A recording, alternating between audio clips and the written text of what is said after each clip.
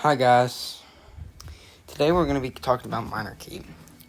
Now, Minorkeep is a 1.89 Jupiter mass gas giant with the radius of 1.08 Jupiter radii. It orbits Minorord at about 3.88 AU away. Also, Minorord has giant rings about 320,000 kilometers from the planet's surface. It also has 329 moons, but it used to have more when it was younger, as some were torn apart and shredded into a large, beautiful ring around the planet. When Minorkeep, when it was younger, built up a massive 25 Earth masses core, causing massive buildup of gas to be accreted from the planetary disk of Minorord. The planet's core caused the planet to have a massive atmosphere that caused it to become a gas giant. That's about 1.89 Jupiter masses. Minorkeep. Minorkeep's largest moon is Minorkeep, which is 0.08 Earth masses, which orbits at 1.5 million kilometers from the center. It has a global liquid ocean, causing tidal heating and a greenhouse effect from its thick 20-bar hydrogen atmosphere. Minorkeep has a radius of 0.42 Earth radii, which is pretty large for a moon. Minorkeep also has a magnetic field that protects it from its atmosphere and a part of its atmosphere that absorbs radiation from Minorkeep's magnetic field.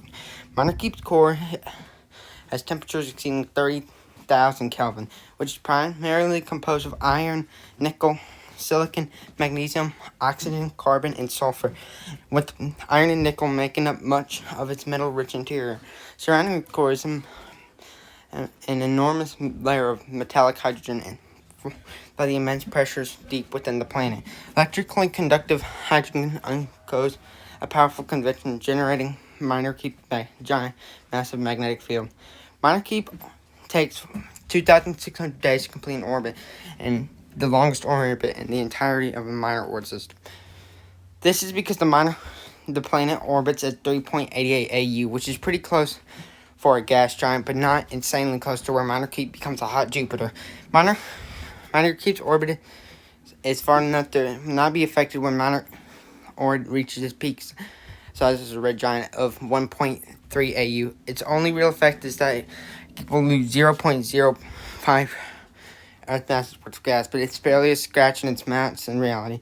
Since Minorkeep orbits at 3.88 AU, its massive 1.89 Jupiter mass, it's very centered with Minorord. It's slightly out of the star's surface and started to wobble when Minorord was still in the main sequence, by the way.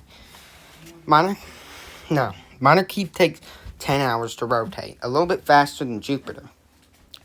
Mid-latitudes take 10.2 hours to rotate, and the polar regions take 10.5 hours to rotate.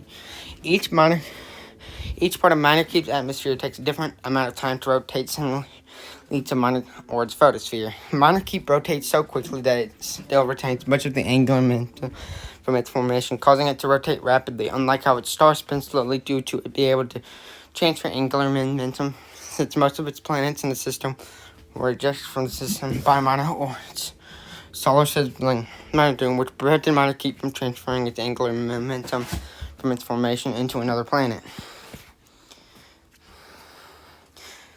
When Minorkeep first formed, it still retained residue heating from its formation, causing the radius to be between 1.7 to 1.9 Jupiter radii. It was immensely massive to conserve heat. As Minorkeep aged, though, it cooled down and released some of that residue heating, shrinking down to its modern radius of 1.08 Jupiter radii. When Minorord ages even more, progresses to the subgiant stage, Minorkeep will puff up to 1.1 to 1.2 Jupiter radii. After Minorord becomes a red giant, Minorkeep will puff up to 1.2 to 1.3 Jupiter before contracting to 1.1 to 1.05 Jupiter radii after Minorord becomes a white dwarf.